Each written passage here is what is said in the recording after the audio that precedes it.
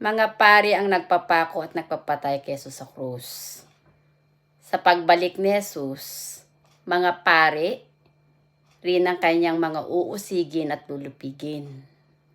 Sinabi ni Jesus, mag-ingat na huwag malinlang ng mga bulaang propeta na nakasuot ng abitong puti, ngunit ang puso nila ay sa halimaw, at marami silang ililigaw ng landas. Sinabi ni Jesus, huwag niyong tatawaging ama ang sino mang tao dito sa lupa, sapagkat iisa lang ang Ama, at yaon ay ang Amang nasa langit. Sinabi ni Jesus, hindi niyo ba nalalaman na templo ng Diyos, ng Holy Spirit ang inyong katawan? Hindi kayo nabubuhay para sa sarili niyo lang, kaya ating parangalan ang Diyos sa ating katawan. Sinabi ni Jesus, ako ay nasa Ama at ang Ama ay nasa akin.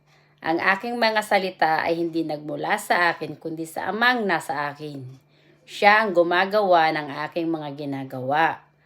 Sinabi ni Jesus, but you will receive power once the Holy Spirit comes upon you and you will become my witnesses. Ang katotohanan, ang katawan ni Jesus at katawan ko ay sagrado na templo ng Holy Spirit. At ang pinakikilala ni Jesus na kanyang Diyos Ama na parati niyang kasama ay ang Holy Spirit. Ang katawan ni Jesus ay templo ng Holy Spirit. At ang Holy Spirit na parating kasama ni Jesus ang Diyos Ama na siyang gumigising sa ating mga tao. Na siya ring gumigising kay Jesus nung siya narito pa sa lupa. At nung si Jesus ay pinapakot pinapatay ng mga pari sa krus, nung ikatlong araw, sinabi ni Jesus na mabubuhay siyang maguli. Dahil templo ng Holy Spirit ang katawan ni Jesus, ang Holy Spirit na parating kasama ni Jesus, na siyang Diyos Ama na parating kasama niya, ang tumulong kay Jesus para mabuhay siyang maguli. At sinabi ni Jesus, may kasalanan na may kapatawaran, ngunit hindang lapastanganin mo ang Holy Spirit.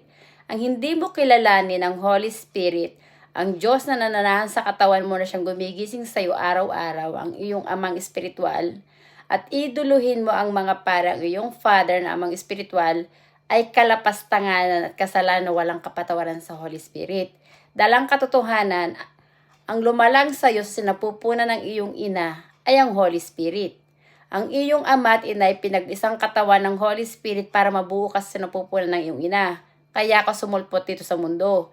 Hindi dahil sa mga paring mga bulaang propeta na iniidolo ang kanilang sarili. Hindi ka magiging born again sa Spirit kung hindi mo sasambay ng Holy Spirit na nasa katawan mo, na siyang iyong Diyos na lumalang sa iyo, na siyang totoong amang espiritual ng iyong kaluluwa.